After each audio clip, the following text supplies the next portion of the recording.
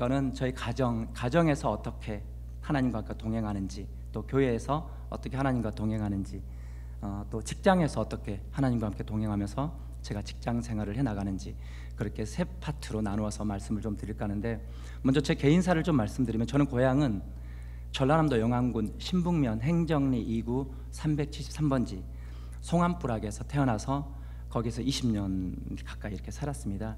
초중고를 신북에서 초등학교, 중학교, 고등학교 이렇게 나왔습니다. 근데 제 이제 태어날 때 상황이 좋지는 않았어요. 저희 아버님이 이제 독자시니까, 여러분들도 그런 분들이 여기 좀 연세 드신 분들은 계시겠지만 그게 엄청나게 특별한 건 아닌데 보통 또 그런 분들이 계셨어요. 근데 제가 이제 그 중에 한 명이죠. 저희 아버님이 독자신데 저희 아버님의 본부인이 이제 아들을 못 낳았어요. 딸만 5을 줄줄이 낳습니다. 지금 같으면 크게 흠이 되진 않았겠지만 60년대 이때 대를 이어야 되는데 딸만 5을 낳았다. 이러니까 이제 할아버지 할머니가 이제 어떻게 했냐면, 세상에 본부인이 있는데 거기에 둘째 부인을 또 강제로 드린 겁니다. 저희 엄마를. 그래서 저 어렸을 때는 저희 아버지와 큰엄마와 저희 엄마와 저희 아버님은 이제 부인을 둘을 데리고 이렇게 사셨죠. 그래서 저를 낳고 제 남동생을 낳고 또 저희 누나도 낳았지만 이렇게 살아가고 있는데, 할아버지가 일찍 돌아가시고 할머니가 6살 때 돌아가시니까 저희 아버지가, 그래도 조강지처잖아요, 저희 큰엄마가. 그래서 전 재산을 다 팔아서, 저희 큰엄마는 한 몇 년 사시다가 이제 서울로 도저히 이 집에서 같이 아들을 낳고 있는, 우리 뭐 성경에도 나오죠, 그런 인물들이. 아들을, 똑똑고비 같은 아들을 낳고 있는 그 부인, 그 작은 마누라를 볼 수가 없어서 서울로 먼저 가셨고, 저희 아버지가 이제 제가 7살 때, 초등학교 1학년 때 전 재산을 다 팔아서 할머니가 돌아가시니까 자기를 컨트롤할 부모님이 안 계셔서 모든 재산을 다 팔아서 저희한테 10원도 주지 않고 조강지처를 따라서 이제 서울로 가시게 됩니다. 그래서 이제 어머니께서 3남매를 혼자서 이제 시골에서 노는 새마지기는 있었던 것 같아요. 근데 밭은 하나도 없고 이제 키우기 시작을 했었죠. 그 고생은 아마 좀 어느 정도 많이 있었던 것 같아요. 그러다 보니까 그런 일하는 고생도 고생이지만 이제 아버지에 대한 원망 때문에 자식들을 좀 학대하고 좀 때리기도 하고 이렇게 좀 못 살게 굴었던 것 같아요. 저희 어머니가 또 특이하게 여성분이심에도 불구하고 골초에다가 1년 365일 중에 360일은 술을 드시고 오셨고, 이제 그런 부분, 그렇게 이제 삶을 이렇게 사셨는데, 저희 바로 위에 누님이 66년생인데 중학교를 어머니께서 안 보냈어요. 그러니까 66년생 정도면 중학교를 못 갈 상황도 있었어요. 근데 저희 동네는 다 갔거든요. 근데 저희 어머니가 저희 누님을 못 보내니까 초등학교 때 담임 선생님이 너무 애가 숨을 싫었고 착하니까 강주에 계셨는데, 그 선생님이 자기 집 가정부로 이제 데려가게 됩니다. 그래서 14살 때 가정부로 담임 선생님 가정에서 가정부로 일을 하게 됐는데, 하나님께서 어떻게 역사하셨냐면, 그 집은 담임 선생님 집은 전혀 크리스찬 집안이 아니었거든요. 근데 14살, 15살 식모로 있는 저희 누님에게 누구를 통해서 복음이 전해져서 그 어린 나이에 새벽기도를, 중흥동에 살았거든요. 새벽기도를 이렇게 시작을 했어요. 그러면서 새벽기도가 끝나고 저한테 자주 편지를 보내게 된 거예요. 교회 좀 가라, 하나님을 좀 믿어라 동생아, 하나님. 지금 생각하고 보면 그때가 뭐 17살, 18살 이렇게 됐던 것 같아요. 저희 누님 나이로. 저를 중학교 내내 이렇게 편지를 보냈으니까. 근데 제가 갔겠습니까? 저는 교회를 한 번도 가본 적도 없고, 교회가 어디 붙어 있는지도 모르고, 누가 교회 가자고, 저희 누님을 제외하고는 친구들, 주변에 있는 친구들이 교회 가자고 말도 해본 적이 없고, 이런 상황 속에서 제가 고등학교를 입학을 하게 됩니다. 이제 어머니가 저를 중학교는 보냈으니까 고등학교는 못 보내고 공장 가서 돈 벌어 오라고 이제 그러더라고요. 그래서 어머니하고 싸워서, 그러면 옛날에 광주로 고등학교를 왔었거든요, 인문계로 이렇게. 근데 광주로 안 가고 장학생으로 내가 신북고등학교를 갈 테니까 엄마 고등학교만 보내주세요, 이렇게 해서 어머니하고 싸워 이겨서 이제 신북고등학교를 제가 갔는데, 저희 누님이 그때 편지 한 통을 보내면서 저한테 파격적인 제안을 하게 됩니다. 그것이 뭐냐면, 너 교회만 한번 나가기만 하면, 이제 84년도죠. 그때 5만 원을 준다고. 그 당시에 엄청 그때 저희 누님 가정부 한 달 급여가 3만 원에서 4만 원이었거든요. 근데 한 달 급여를 저한테 다 줄 테니까 너 교회만 가면, 제가 그 욕심 나서 혼자 자발적으로 이제 교회를 가게 됩니다. 그때 교회를 갔다 온 그 발걸음이 벌써 이제 내년이면 2024년이니까 제가 30년째, 올해가 딱 40년째 되는 거죠. 40년째 끊어지지 않고 이 예수님과 함께 이렇게 예수님 믿고 살아가는 그 계기가 됐던 것 같아요. 사실은 어떻게 어떤 모습으로 전해지든 예수 그리스도가 전해지는 거거든요. 우리는 뿌리고 심을 뿐 그 거두는 거는 하나님인 것 같아요. 저희 누님을 통해서 한 달 월급을 저한테 용돈으로 주었었고, 그 용돈을 받고 싶어서 교회 발걸음을 했던 제가 이렇게 지금까지 하나님과 동행하면서 하나님을 믿고 살아가고 있거든요. 그렇게 해서 제가 이제 공부를 좀 잘했어요. 하나님께서 이렇게 또 잘 도와주셔가지고, 그래서 서울로 대학을 갔습니다. 서울로 대학을 가서 열심히, 그러니까 어느 곳에 있든지 저는 이제 그런 생각했던 것 같아요. 어머님이 계속 저희들 그렇게 술도 많이 드시고, 나는 크면 술 안 먹어야지, 담배도 많이 피시니까 나는 크면 담배 안 피워야지, 그거는 아이들에게 좀 힘들겠어, 내가 아이들을 낳아도, 그래서 나는 그렇게 안 해야지, 이렇게 하고 자라왔었고, 그 다음에 또 서울에 와서도 가능하면 대학교 가서도 크리스찬 서클을 들어갔어요. 어떤 사회의 어떤 활동을 하는 게 아니라 가능하면 예배 드리는 자리, 이런 걸 쭉 찾아서 다녔던 것 같아요. 그러니까 대학교 다닐 때 얼마나 청년부 활동을 서울에서 열심히 했겠어요. 그렇게 해서 제가 아내를 만나게 되는데, 정말 믿음이 좋을 때 아내를 만났어요. 제가 청년 1부 회장이었고 제 아내가 청년 2부 회장이었습니다. 제가 이제 ROTC 장교로 군대를 다녀오고 이랜드라는 회사에 취직을 했었습니다. 그래, 크리스찬 기업이죠. 거기서 열심히 다니고 있을 때 청년부 활동을 너무나 열심히 했는데, 교회에서 자매를 만났는데 자꾸 주위에서는 뭐 엄마도 그렇고 저한테 뭐라 그러냐면, 좀 이렇게 너무 가난하니까 네가 좀 물질이 있는 자매를 좀 만났으면 좋겠다, 자매라고는 안 했겠죠, 물질이 있는 부자 여자를 좀 만나서 너 힘들지 않게 살았으면 좋겠다, 이런 게 이제 엄마의 마음일 거 아닙니까? 그리고 또 주위에 많은 자매들이 좀 이렇게 대시도 했었고, 근데 하나도 눈에 들어오지 않는 거예요. 근데 제 아내는 사실 이제 저보다 4살이 많습니다.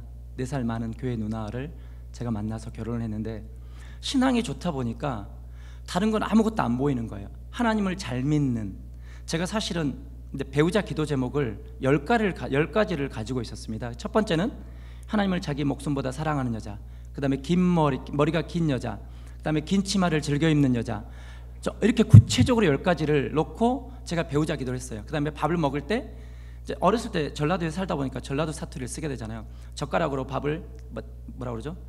깨작깨작 안 먹는 여자. 네, 맞습니다. 깨작깨작 안 먹는 여자. 그다음에 걸어갈 때 신발을 질질 안 끄는 여자. 그다음에 돈가스보다 김치찌개를 잘 끓이는 여자.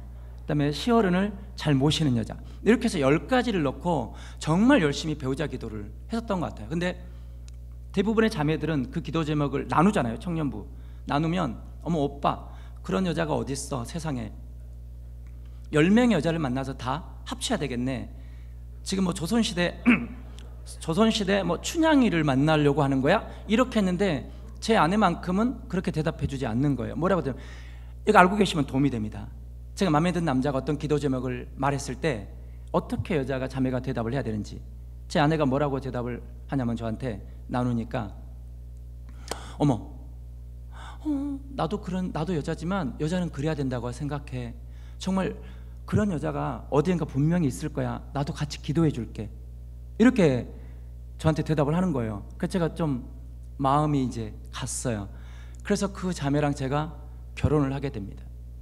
결국은 뭐 부모님도 그렇게, 어머니도 반대를 하지 않으셨고, 이제 어머니는 또, 아버님은 또 술 때문에 환갑을 세지 못하고 서울에서 일찍 돌아가셨고, 이제 어머니 혼자 이렇게 계셨는데, 또 제 아내는 결혼할 때 또 부모님이 두 분 다 환갑을 못 세셨어요. 59세 때 두 분 다 똑같이 하늘나라를 가셨거든요. 그래서 결혼할 때도 이제 오빠하고 언니가 자리에 앉아서 저희가 결혼식을 했었는데, 다른 물질과 이런 것들이 아무것도 보이지 않는 거예요.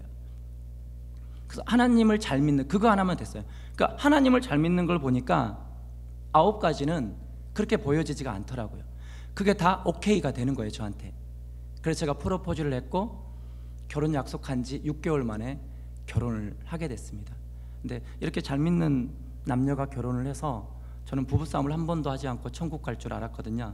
근데 정말 예수님을 잘 믿는 부부가 결혼을 해도 부부싸움을 하더라고요. 그게 맞는 것 같아요. 근데 저희가 그래도 신앙으로 훈련을 받아서 신혼여행을 가서 3가지를 저희가 약속을 했어요. 우리가 인생을 살아가면서 부부로서 3가지를 약속을 했는데, 첫 번째, 주일 예배는 반드시 본교회에서 드리자. 두 번째, 우리가 사는 곳은 교회 반경 500m는 넘지 말자. 이렇게 좀 멀리 있으면 예배 2번 올 거 1번 오게 되고 1번 올 거 안 오게 되고 또 이렇게 게을러질 수 있으니까 예배 가운데 500m를 넘지 말자. 세 번째, 살아가면서 부부싸움은 할 수는 있을 텐데 부부싸움을 하면 작은 방 아니면 교회 기도실에서 만나자. 이 3가지를 저희가 이제 신혼여행을 가서 약속을 했고, 재밌는 에피소드는 신혼여행을 제주도로 갔는데 첫날 밤을 새야 되잖아요. 예배를 2시간을 드렸어요. 둘이서 너무 은혜스러워가지고 예배를 2시간을 드리는데, 이게 신혼부부가 첫날 밤을 새야 되는데 힘들더라고요. 예배를 2시간이나 드리니까. 그래서 그런 약속을 하고, 정말이지 제 딸이 있지만 그 약속을 지금까지, 그러니까 3번째 약속을 지킨 것 같아요. 사는 집은 잠깐은 제가 광주로 서울에서 이사를 와서 제가 잠깐 광산구에서 처음에 첨단에 집을 먼저 구해야 되니까 첨단에 집을 구하고 그다음에 다닐 교회를 정했는데 1년도 안 돼서 교회 근처로 이사를 가버렸어요. 교회 가까이에서. 교회가 저희 집의 마당이었죠. 그래서 이렇게 부부싸움을 할 때도 반드시 작은 방 아니면 교회 기도실에서 만났던 것 같아요. 교회 기도실 가면 뭐 하고 있어요? 속상해서 울고 있잖아요. 그럼 괜히 뒤에 앉아서 또 마음이 미안해지고, 그럼 회개하고 잘못했다고 용서를 구하고 다시 집으로 돌아오고, 이렇게 믿음 안에서 가정을 생활해왔던 것 같아요. 그래서 가정에서 그렇게 쭉 해오다가 저희가 사실은 2006년부터 매일 가정 예배를 드리게 된 사건이 하나 이제 저희 가정 가운데 일어나게 됩니다. 그러니까 저희가 2006년이면 지금 횟수로 한 17년 되는 거죠. 17년째 매일 가정 예배를 저희가 드리고 있어요. 근데 제가 용인에서 잠깐 살았는데 2005년도에 제가 서울로 지점장으로 발령이 나서 서울로 갔는데 광주에 집을 팔아도 전세를 못 얻는 거예요, 서울에. 그래서 밀려서 용인 기흥이라는 곳에 이렇게 조그만 그렇게 그 당시만 해도 비싸진 않았어요. 아파트를 하나 샀거든요. 아파트를 하나 샀는데 판교 신도시 사건이 터져가지고 산 아파트가 한 달에 3천만 원씩이 오르는 거예요. 그래서 1년 만에 아파트가 얼마가 올랐냐면 한 5억 가까이가 오른 거예요, 1년에. 그러니까 이거를 하나님이 너무나 큰 우리에게 축복을 주셨구나 이렇게 생각하고 이제 살았는데, 웬걸 정부에서 또 9.11 부동산 대책을 내놓으니까 광주로 다시 이제 미래세 제가 지점장으로 이렇게 발령을 받아서 내려왔거든요. 내려왔는데 9.11 대책이니까 아파트 값이 한 달에 3천만 원이 또 떨어지더라고요. 그래서 한 달에 3천씩. 그래서 광주에 집을 구해놨고 이게 팔려야 광주에 집을 입주를 하는데 입주를 하지 못하는 거예요. 그러니까 너무 재정적으로 이제 힘든 상황이 됐어요. 그럴 때 어떻게 했냐고, 저희 부부간의 대화가, 예배 드리고 오다가 아내가 그럽니다.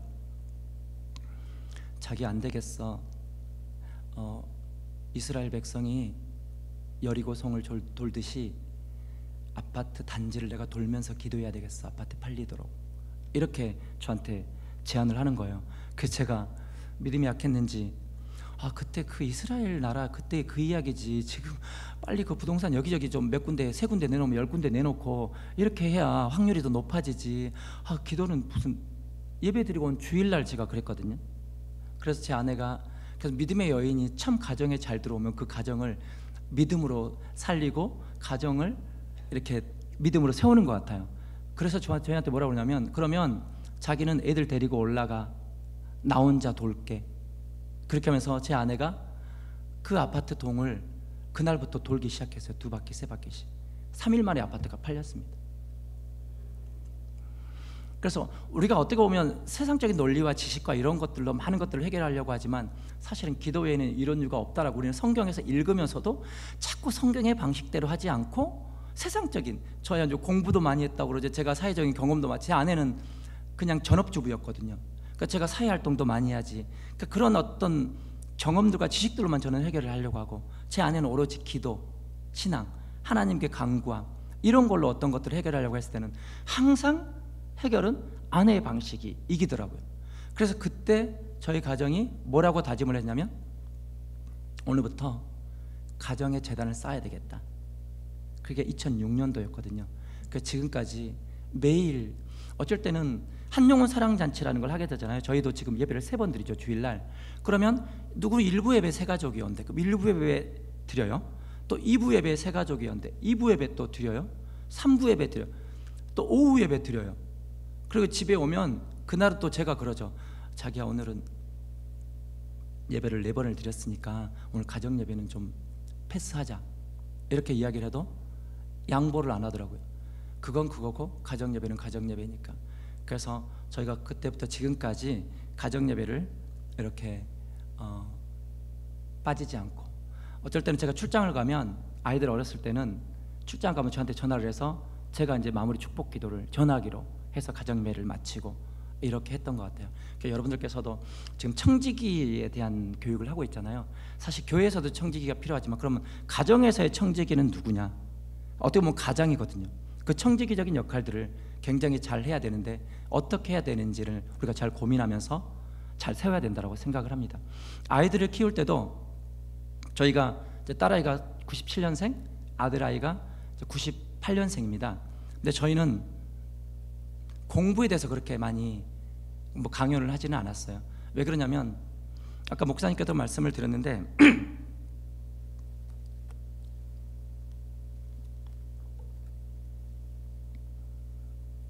저도 그런 결손 가정에서 자라났고, 그러니까 아버지의 사랑을 한 번도 받아보지 못했고, 제가 아버지하고 헤어진 아버지가 저희를 버리고 떠났잖아요. 7살 때. 그때까지 제가 아버지라고 몇 번을 불렀는지는 기억이 없어요.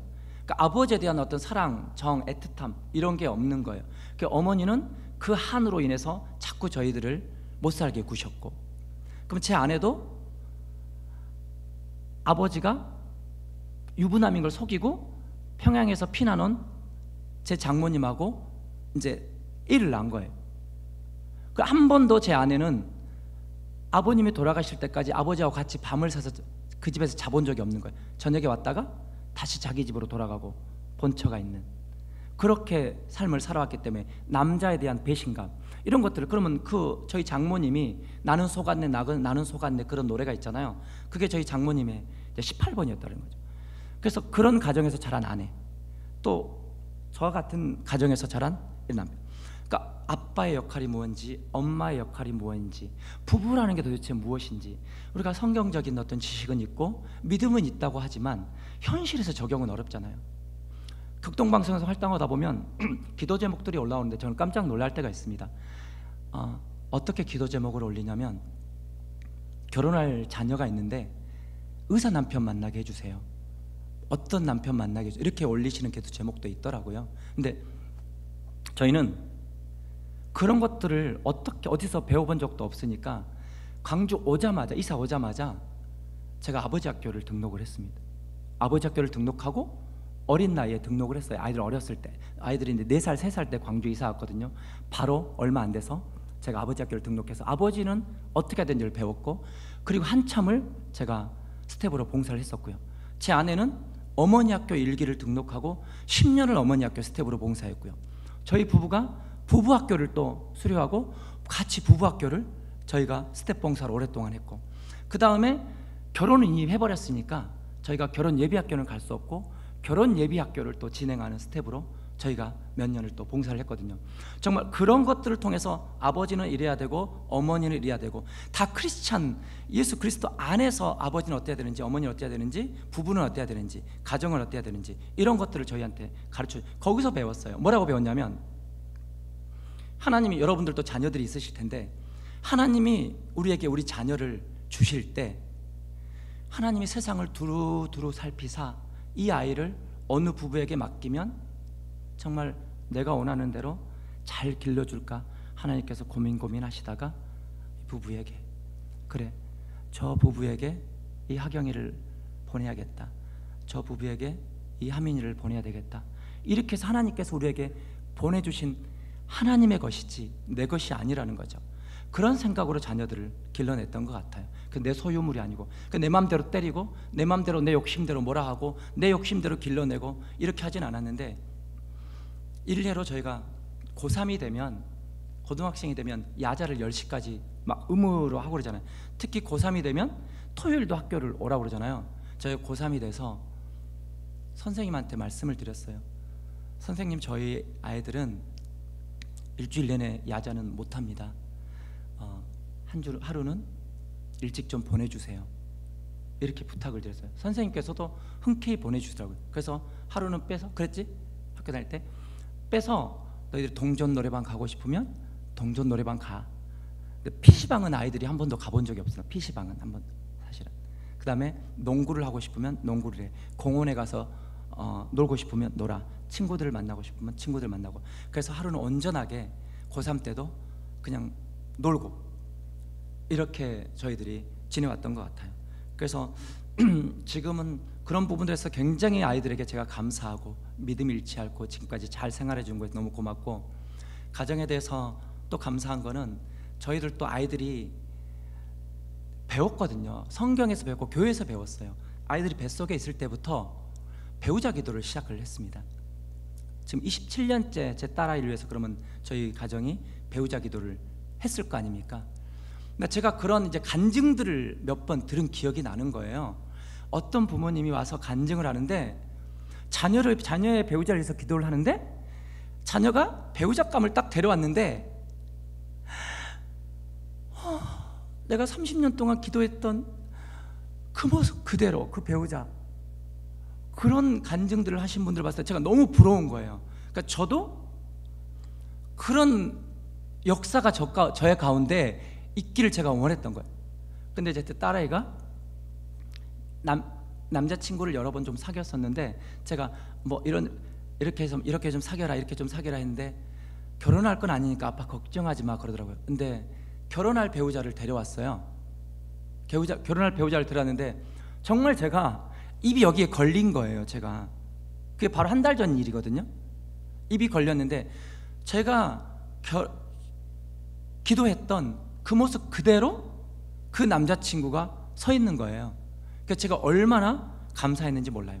사실 어떤 가정이라는 게 결국은 아까도 말씀드렸지만, 제가 어떤 돈으로 해결할 수도 있고 세상적인 지식, 야 내가 네트워크가 얼마나 많은데, 내가 사회적인 경험과 내가 인맥이 얼마나 많은데, 이런 것들로 사실 우리 가정의 어떤 문제들을 해결할 수도 있는데, 저도 사실 인맥이 좀 있는데 그런 것보다 제 안에 어떤 믿음의, 성경에 근거한, 하나님의 청지적인 사명에 근거한 그런 해결책이 훨씬 더 은혜스럽고 잘 되더라 이거죠.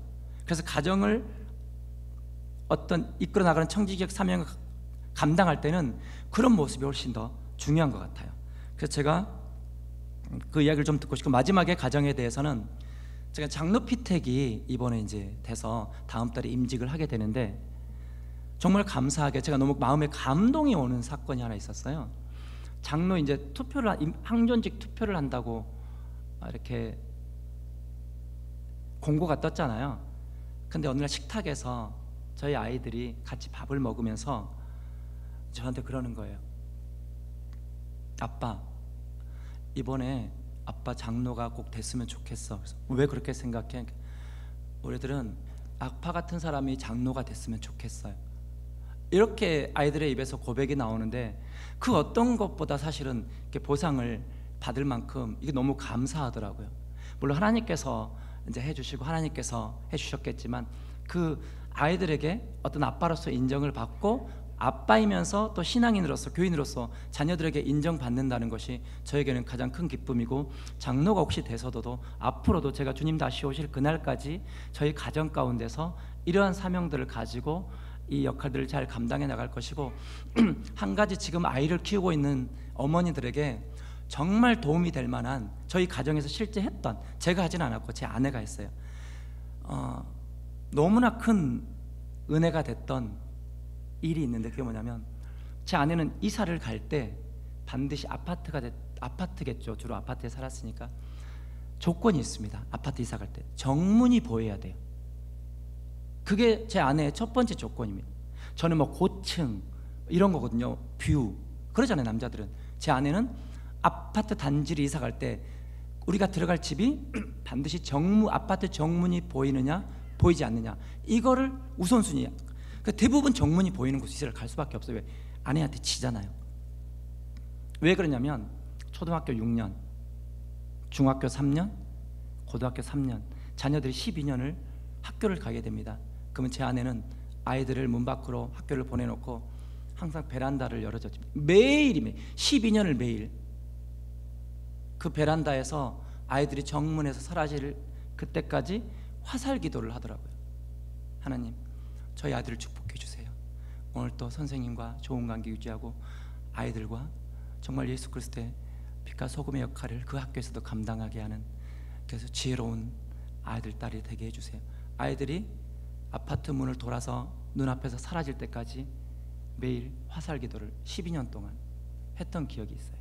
제가 그걸 또 옆에서 봐왔었고, 그랬을 때 어떻게 그 아이들이 믿음의 길을 벗어나서 다른 길로 갈 수가 있겠어요. 그럼 아이들도 그 12년 동안 엄마가 베란다를 보면서 손을 흔들고 기도한 걸 아니까 항상 가면서 베란다를 향해서 아이들도 빠이빠이 하고 정말 뭔가 보호받고 있다는 느낌으로 학교를 12년을 그렇게 다녔던 것 같습니다. 너무나 큰, 제 아내에게 그런 것에 대해서 제가 굉장히 감사하죠. 그렇게 가정을, 그래서 결혼할 때 어떤 그런 믿음의 여인, 또 이렇게 자녀들 또 결혼을 시켜야 될 우리 어르신들도 계실 텐데, 배우자들을 선정할 때, 배우자들을 만날 때 그런 믿음이 어떤 믿음을 가지고 있는지 그것만 잘 보시면 나머지는 하나님께서 잘 챙겨주시라 믿습니다. 두 번째는 저는 교회에서 이상하게 제가 고등학교 때는 믿음은 없었어요. 고등학교 졸업하고 대학교 들어가서 제 고향에 갔더니 고등학교 때 교회 선생님이 저한테 상처 주는 말씀을, 그때 하여튼 제가 상처는 좀 받았던 것 같아요. 웃어 넘겨버리긴 했는데 뭐라고 그러냐면, 제 손을 잡으시더만, 재원아, 어메 나는 고등학교 졸업하면 네가 제일 먼저 믿음 잃어버릴 줄 알았다. 그럼 제가 고등학교 3년 동안 얼마나 날라리로 제가 교회를 좀 다녔겠어요. 그렇죠, 5만 원 받을 욕심에 갔으니까. 그런데도 교회는 날라리로 다녀도 기간이 차니까 목사님께서 저한테 세례를 주셨고, 제가 노래를 너무 잘하니까 고3 때부터 성가대를 서게 하셨어요. 그럼에도 불구하고 제가 사실은 성경도 고3이 돼서도 성경 이렇게 찾을지도 모르고, 말라기가 어디 있는지 오바다 이렇게 찾으라고 그러면 그냥 하여튼 그냥 못 찾았어요. 신약도 이렇게 잘 못 찾았고 성경을 읽은 기억이 별로 없습니다. 3년을 다녔어도. 근데 딱 하나, 뭔가 내가 나를 도와주고 내가 힘들고 그럴 때 의지할 분이 있다면 나는 그분은 하나님이어야 된다. 내가 세상적인 아버지에게 아버지라는 말은 마지 못했지만 교회를 오니까 너무 좋은 게 성경이 어떻고 이런 것보다 아버지라는 마음껏 불러볼 수 있어서 너무 좋은 거예요. 하나님 아버지, 하나님 아버지. 그래서 나에게도 아버지가 있구나. 그것이 너무 위안이 되는 거예요. 그래서 제가 이제 1년 재수를 했어요. 공부를 좀 했는데 너무 가난하니까 엄마가 대학교는 당연히 못 가, 보내줄 형편도 안 되고, 그래서 제가 주경야독을 하겠다고 서울에 있는 야간대학교를 써서 주간에는 일을 하고 야간대를 다니려 했는데 보기 좋게 낙방을 하고 재수를 또 했어요. 어머니가 재수를 허락했겠습니까? 졸업한 다음 날 바로 가방 사서 올라와 버렸죠. 그래서 재수를 하는데 교회는 열심히 다녔어요. 근데 마침 버스 정류장 바로 앞에 저희 교회가 있어요. 다니는 교회가. 저한테 얼마나 기회였냐면, 그러니까 저희가 신앙생활하면서 이게 민감하게 보셔야 될 것 같아요.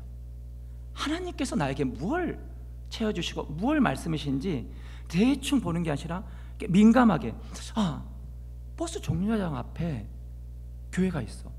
그럼 저는 6시 반에 단과반, 서울역에 있는 이렇게 대일학원이라고 있었는데 거기서 단과반을 6시 반에 시작을 했거든요. 그러면 5시 반에는 버스를 타야 되는 거예요. 새벽 기도는 5시 반에 했어요. 근데 20살 먹은 제가 재수를 하면서 4시 반에 집에서 나와서 저희 외숙모 집에서 얹혀 살았는데 나오면서 5시에 교회를 가는 거예요. 그럼 거기서 30분간 새벽 예배 끝까지는 뭐 새벽 예배가 1시간은 하지는 않잖아요. 40분 하잖아요. 30분을 진짜 매일 새벽 예배를 드리고 버스를 타고 학원을 갔어요. 근데 그 시간들이 저한테 너무나 은혜스러운 시간이었던 것 같아요. 그래서 하나님께서 저한테 제가 공부했던 것 이상으로 좋은 대학에 저를 합격시켜 주셨고, 그래서 저한테 깨달음이 뭐냐면 꼭 네가 주경야도 가지 말고, 새벽기도 드려, 주경는 가지 말고 네가 주간 대학 가서 네가 장학금 받으면 되지. 또 그런 마음을 주셔서 그걸 놓고 기도하게 되고, 제가 어머니가 단 10원도 학비 대주지 않아도 혼자서 4년을 너무나 이렇게 물질이 부족하지 않고 오히려 차고 넘칠 만큼 이렇게 제가 4년을 대학을 잘 졸업하고 또 군대를 ROTC 장교로 가서 또 돈 1,000만 원도 모아오고 이렇게 했던 것 같아요. 그리고 또 사회 첫 발도 제가 이랜드라는 회사 들어갔더니, 여기서는 아침 8시마다 회사인데 큐티를 의무적으로 해야 되는 거예요. 얼마나 제 신앙이 자랐겠어요. 월요일 아침에 9시부터 12시까지는 회사 일을 안 해요. 협력업체들이 불만이 많았죠. 9시부터 12시까지는 찬양하고 성경 공부를 하는 거예요. 매주. 그런 회사에서 제가 축복받고 신앙생활하고 월급 받고 회사 생활을 하고 이렇게 제가 했었습니다.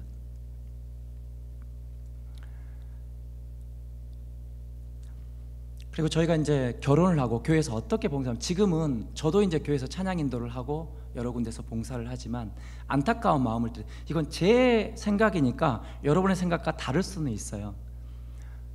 유아실이 있습니다. 유아실이 이렇게 있죠. 그러면 두 청춘 남녀가 열심히 교회에서 청년 때 봉사하다가 결혼을 해요. 아이를 갖습니다. 그러면 봉사를 놓더라고요. 아이를 낳아요. 남편도 봉사를 안 하더라고요. 저기 가서 예배를 드리더라고요. 저희는 어떻게 했냐면, 제가 남들이 교회에서 다른 사람들이 안 하는 쪽의 봉사를 제가 했던 것 같아요. 주로 이제 일부 예배 봉사를 잘 안 하려고 해요. 서울에서도 7시 반이 일부 예배 했거든요. 일부 예배 찬양대 부지휘자 부부가, 그리고 9시에 교사, 11시에 본 예배, 그리고 오후 예배. 온전히 주일은 교회에서 살았거든요. 근데 저희 아이들이 연년생이에요. 근데 저희가 연년생을 낳으면서도 교회 봉사는 단 한 달도 쉬어보질 않았습니다. 물론 근처에 저희 누님이 살았어요. 아까 저희를 전도했던 누님이 서울에 살아서 부탁을 했어요. 강하게 부탁을 했습니다. 누나 6시 반까지 주일마다 우리 집에 와줘요. 그럼 누나가 걸어서 한 10여 분 이렇게 오면 그 핏덩이 조카를 누님이 6시 반에 보고 저희는 교회를 갑니다. 부부가. 그래서 교회 봉사를 시작을 하면 누나가 9시에 맞춰서 그 아이들 영아부 때부터 교회로 데리고 와요. 연년생일 때도 쌍두마차 이거 있죠, 유모차, 그걸로 이렇게 해서 단 한 달도 제가 교회 봉사를 쉬지를 않았어요. 연년생 아이를 키우면서도 그렇게 봉사하고 사명을 감당했더니 하나님께서 엄청나게 뭐 물질의 축복을 줬다 이런 건 아닌 것 같아요. 하지만 저희 가정이 그 믿음 안에서 단단하게, 저희가 이제 믿음의, 저도 아내도 믿음의 첫 때거든요. 그 흔들림이 좀 많더라고요. 시편 1편에 나와 있는 복 있는 사람들이 정말 뿌리 깊은 나무가 냇가에 깊이 뿌리 내리면 좋겠는데 이게 얕아지는 거예요. 막 불같이 뜨거워다가 또 식어졌다가 그런 바람 앞에 등불 같은 그런 모습도 저에게 있었는데, 저희 아이들만큼은 믿음의 이대잖아요. 그런 모습을 어렸을 때부터 자연스럽게 봐서 단단하게 뿌리를 내린 것 같아서 제가 너무 감사하게 생각을 하고 있습니다. 저는 교회에서 그런 소리를 좀 가끔 자주 들었어요.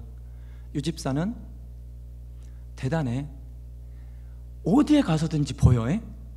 이런 말씀을, 식당에 가면 식당에서 보여, 어디 체육대 하면 체육대에 가서 보여, 찬양대 하면 찬양대 가서 보여, 찬양 인도하면 찬양 인도에 가서 보여, 또 남성교회 가면 남성교회. 제가 교회에서 많이 맡을 때는 제가 11개를 맡았더라고요. 11군데 직분을. 그러니까 어디에 가도 유 집사는 항상 있더라. 저 이게 너무 감사했어요. 할 수 있다라는 게. 그리고 제 지로는 목사님께서 이걸 전화를 해요. 부목사님들 특히 전화하거든요. 유 집사님 내년에 이쪽에서 좀 봉사 좀 해주셨으면 좋겠습니다. 이렇게 봉사를 해요. 그러면 제가 반드시 하는 멘트가 있어요. 목사님한테 예, 목사님 제가 하겠습니다. 목사님 도대체 몇 군데나 전화 돌리시고 안 하신다고 해서 저한테 전화하셨어요. 목사님 제 전화가 마지막이 될 것입니다. 그렇게 해서 제가 목사님이 전화하면 오케이. 그렇게 해서 제가 봉사를 마다하지 않고 이렇게 했던 것 같아요. 특히 제가 이제 좀 잘했다고 자부하는 거는 뭐냐면, 이제 책을 읽거나 그러면 여러분 다 아시는 내용인데 그 너무 감동이 오는 거예요. 록펠러라는 사람이 있잖아요. 록펠러가 55세 때 1개월밖에 못 산다고 시한부 판정을 받았음에도 불구하고 99세까지 살았잖아요. 그 록펠러가 지금 뭐 이렇게 부자들은 뭐 앨런 머스크 게임도 안 되게 부자예요. 이 록펠러 재단이. 그 사람이 지금도 뉴욕시에 물세 있죠. 수도세를 그 재단에서 다 공짜로 내주잖아요. 뉴욕 시민들은 뭐 미국에서 목사님 계셨으니까 애틀랜타에 계셨나요? 그 정도 부자인데 그럼 이 사람이 왜 이렇게 성공했을까? 그랬더니 그 사람이 고백을 하는 거예요. 록펠러가 어머니의 유언 10계명, 어머니의 10가지 유언을 내가 잘 지키고 살았더니 이렇게 됐다. 그분이 그렇게 보여요. 근데 그 중에서 제가 확 눈에 들어오는 게 있었어요. 10가지는 제가 다 할 수는 없고 저도 사람인지라 두 번째 계명, 어머니께서 유언 남기신 게 뭐냐면 목사님을 하나님 다음으로 섬겨라. 제가 록펠러 10가지, 어머니의 10가지 유언 10계명을 잠깐 읽어드리면 1. 하나님을 친아버지 같이 섬겨라. 2. 목사님을 하나님 다음으로 섬겨라. 3. 오른쪽 주머니에 11조를 놓고 다녀라. 4. 예배 때는 항상 앞자리에 앉아라. 5. 아무에게도 원수를 만들지 마라. 6. 아침에는 그날의 목표를 세우고 기도해라. 7. 잠자리에 들기 전에 하루를 반성하고 기도를 드려라. 8. 남을 도울 수 있을 때는 힘껏 도와줘라. 9. 주일 예배는 꼭 본교회에서 예배를 드려라. 10. 아침에는 항상 먼저 말씀을 읽어라. 이게 10가지 계명이었는데요. 이 중에 저는 두 번째가 이건 내가 할 수 있을 것 같더라고요. 그래서 제가 젊었을 때부터 교회 신앙생활 할 때부터 목사님을 하나님 다음으로, 목사님 마음을 아프게 하지 말고 항상 목사님을 기분 좋게 하지. 제가 이제 좀 유머도 많고 표정이 밝고 막 이렇게 좀 개그도 많이 치고 그러거든요. 그러면 목사님을 정말 기분 좋은 멘트들을 제가 막 던져요. 그러니까 이런 얘기가 있어서 저희 목사님이 이제 연세가 이제 68세시잖아요. 그러면 이제 목사님도 좀 연세가 많이 드시면 말씀이 조금 길어지실 때도 있어요. 그러면 청년 예배드리고 오늘 목사님 말씀 좀 길었어 어째서 뭐 어째서 이렇게 한단 말이에요. 그럼 제가 미안해 딸 청년부 예배 들어가서 저희 목사님 말씀을 다 들어요. 제가 목사님 어떻게 말씀하셨길래 그랬을까. 그러니까 제가 항상 하는 멘트가 있어요. 아빠가 들어보니까 목사님 말씀 흠잡을 데가 없던데. 제가 이제 그런 멘트. 그러니까 목사님을 정말 잘 섬겼던 것 같아요. 목사님도 사람인지라 제가 목사님을 기분 좋게 해드려야 그 기분 좋은 목사님의 마음 가운데서 나오는 말씀이 정말 은혜스러운 말씀이 나오는 거고, 결국은 그 말씀을 내가 받는 거니까 목사님을 잘 섬기는 것이 내가 은혜 받고 내가 믿음 안에서 잘 성장하는 길이다, 이렇게 생각하고 지금까지 그 마음으로 제가 목사님을 섬기고 있거든요. 그래서 교회 생활할 때도 우리가 어떤 청지기적인 사명, 교회도 그렇고 어떻게 보면 목사님도 그렇고 또 내 남성교회, 이웃, 여전도회 장로님들, 그 장로님들도 정말 잘 섬겨드리고 어떻게 보면 내 옆에 있는 분을 잘 섬기는 것이 결국 내가 복받는 길이다, 이렇게 생각을 하고 제가 교회 신앙생활을 해나가고 있다고 생각합니다. 그리고 이제 마지막으로 제가 이제 제가 몇 시까지죠? 금방 다 끝날 시간 됐죠?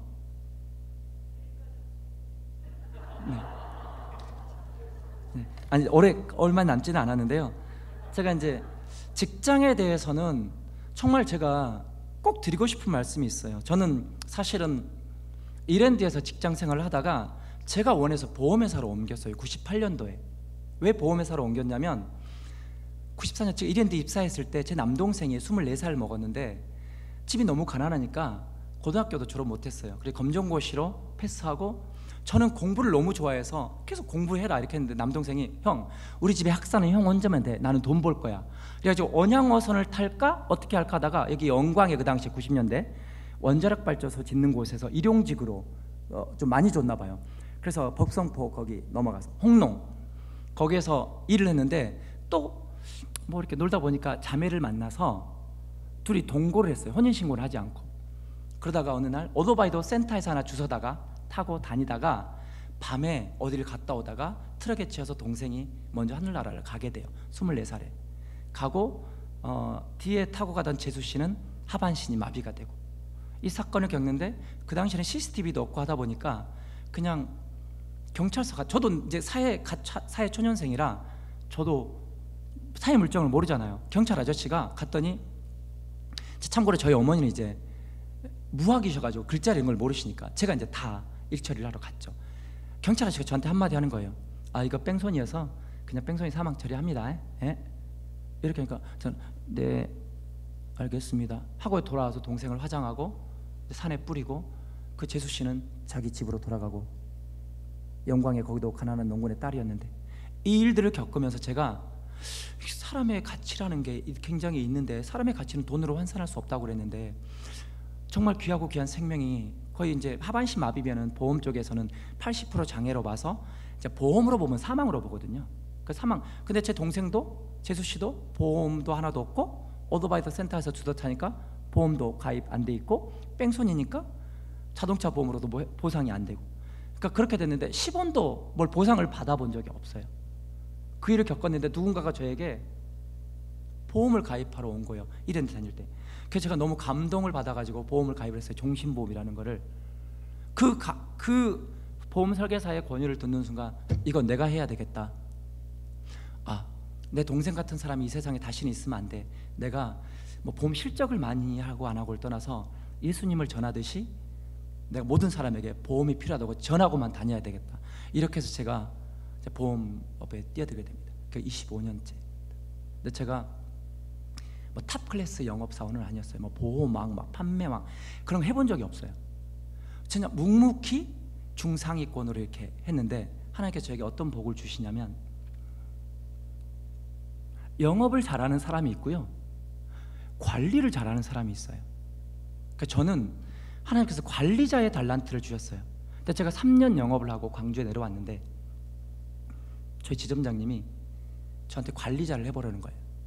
그래서 제가 ROTC 출신이라 상관이 시키면 해요. 그래서 알겠습니다, 관리자 했는데 저는 한 것이 없어요. 제가 뭐 관리자를 어떻게 뭐 영업을 잘해서 이거 영업을 이렇게 해라, 고객이 거절하면 이렇게 해라, 이렇게 해본 적이 없어요. 잘 못하니까 그런 걸. 그래서 제가 하는 거는 지금까지 제가 뭘 하냐면, 아침에 출근하면 제가 관리하는 직원들 있잖아요.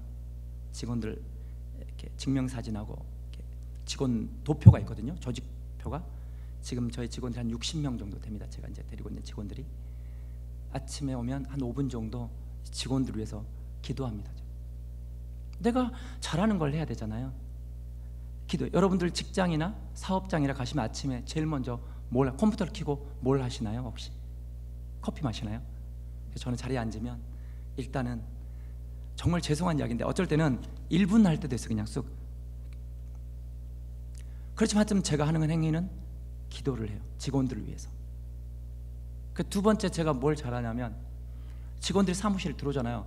그럼 엄청 칭찬을 잘해요.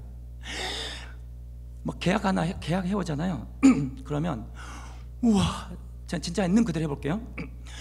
와, 진짜 어떻게 그렇게 잘해? 나는 나한테 와서 좀 가르쳐줘. 나 좀. 제가 이제 본부장이거든요, 직함이. 근데 팀장님, 나한테 와서 좀 가르쳐줘. 야, 대박이다. 어떻게 그렇게 대박이 진짜. 와. 그리고 이제 실적이 없어서 축 처져 오는 직원이 있잖아요. 그럼 막 가서 마사지를 해요. 마사지하고 막, 와, 대체 다음 달에는 얼마나 잘하려고 이번 달에 이렇게 도움닫기만 하는 거야. 와, 띠틀 3개, 5개 올릴까? 쫙 다음 달에 뛸 수 있을 것 같아. 정말 대단하다. 나는 정말 네가 같은 우리 직원이라는 게 난 너무 좋아. 너무 행복해. 내가 차 한 잔 타다 줄까? 이런 거. 제가 3년을 영업하고 22년을 관리자는 22년 이러고 있어요. 하나님께서 어떻게 복을 주시냐면, 저희 회사가, 제 본부가 전국에서 탑3 안에서 밀려본 적이 없어요. 저희 회사에서 탑3 안에서. 그리고 물질의 복 허락하여 주시고, 또 직원들이 본부장을 그런다고 해서 무시하거나, 저 사람은 뭐 알지도 못해, 그러지도 않아요. 저를 사랑해주고 존중해주고 내가 크리스찬이고 교회 다닌다는 것에 대해서 인정해주고 어디 가면 나한테 술 권하지 않고 그렇게 저를 존중해 주더라고요. 그래서 그런 부분들에서 굉장히 잘 했다라고 생각을 해요. 그래서 우리가 말로는, 저는 이걸 어디서 배웠냐면 CBMC에서도 배웠지만 그 전에도 성경에 사실이 있더라고요. 우리가 그러잖아요. 제가 이랜드 다닐 때도 이랜드라는 회사의 주인은 하나님이라고 고백을 하거든요, 직원들이. 그럼 내가 다니고 있는 직장의 주인도 하나님이시고 내가 운영하고 있는 회사의 주인도 하나님이라고 우리는 가끔 고백을 해요. 그러면 진짜 하나님이라고 고백을 하면서 하나님을 회장님으로 모시고 그분의 결제를 받느냐, 내 마음대로 할 때가 많잖아요. 근데 그렇게 하는 것이 굉장히 하나님이 나에게 회사를 준, 직장을 준, 직원들을 나에게 보내준 청지기적인 사명을 내가 감당하고 있는 거다, 이렇게 생각하고, 혹시 제 이야기가 뭐 저 본부장이 저 집 피택 장로가 거짓말했지만 제 회사는 어디냐면 저는 피플라이프라는 회사 법인 영업본부 광주 전라남북도 책임자 본부장으로 제가 근무를 하고 있습니다. 혹시 아는 사람 있으면 물어보셔도 돼요.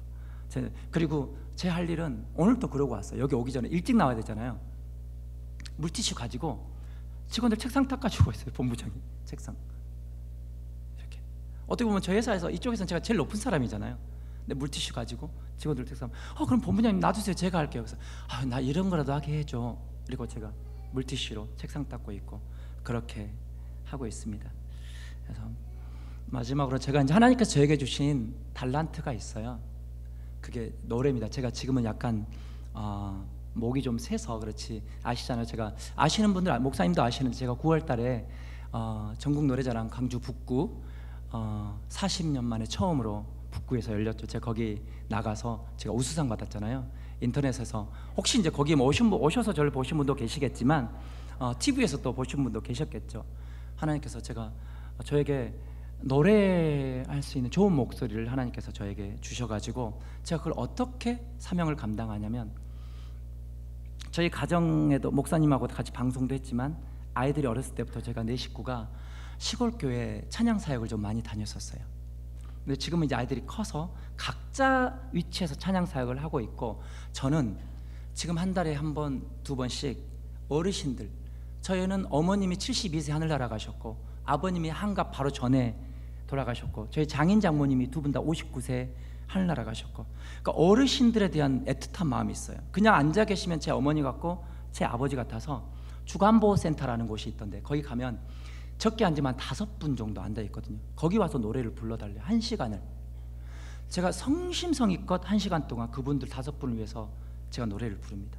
그 다음에 200명, 500명, 1000명이 있는 곳에서도 저를 부르면 제가 가서 그냥 무료로, 혹시 여기에 그런 곳에서 근무하시는 분 계시면 노래할 사람이 필요하면 저한테 연락 주시면 제가 가서 무료로 1시간, 적게는 30분 이렇게 가지고 있는 달란트 재미있게 웃기면서 감동도 있으면서, 하나님께서 근데 마침 저에게 하나님께서 예수님을 믿게 하셔서 이 좋은 목소리를 하나님을 찬양하는데 사용하게 해주셔서 지금 또 이렇게 교회에서 찬양 사역자로 찬양 인도를 하고 있고, 어디 있는 곳에서 특송을 하게 하시고 목소리로 하나님을 찬양을, 그러니까 제가 세상 가요 한 번 부르면 찬양을 9번을 부르는 삶을 살고 있거든요. 그래서 그런 삶을 살고 있어서 하나님께서 우리에게 어떻게 보면 또 누구는 다른 사람 섬기는 걸 잘하고 설거지를 잘하는 것도 저는 청직이라고 생각을 하거든요. 하나님께서 나에게 맡겨주신, 내가 그 일을 감당을 잘하기 때문에 저에게 맡겨주신 거지, 저기는 다른 사람들 보기에 좋은데 나 저 일을 내가 좀 하고 싶은데, 근데 내가 이걸 잘하면 이걸 하는 게 맞죠. 사실은 경신교회에서도 여러분들께서 여기 여러분들이 앉아 계시는데 각각 한 분 한 분에게 하나님께서 가장 합당한 어떤 청지기적인 사명을 저는 주셨다고 생각해요. 하다못해 어떤 모르는 강사가 이렇게 나왔는데, 그래 저 강사 뻘쭘하지 않게 내가 초롱초롱 쳐다봐는 줘야지 하면서 이렇게 쳐다봐 주는 것도 제가 힘을 얻고 이렇게 말씀을 전할 수 있는 좋은 그 사명을 감당하는 거라고 생각합니다. 그래서 다음 주에는 아주 영성이 좋으신 우리 지사장님이 오시기 때문에 저는 이렇게 제 그냥 가정에서 또 교회에서 또 제가 비즈니스 현장에서 직장에서 제가 어떻게 예수님 안에서 살아가고 있는지 말씀을 드렸던 것 같습니다. 그래서 하여튼 이 모든 것을 주님께서 원하시는 방향으로 잘 쓰임받아야 하고, 또 그것을 위해 주님께 기도하며 주님과 동행하며 달려가는 저와 우리 경신교회 모든 가족들 되시기를 소망합니다. 감사합니다.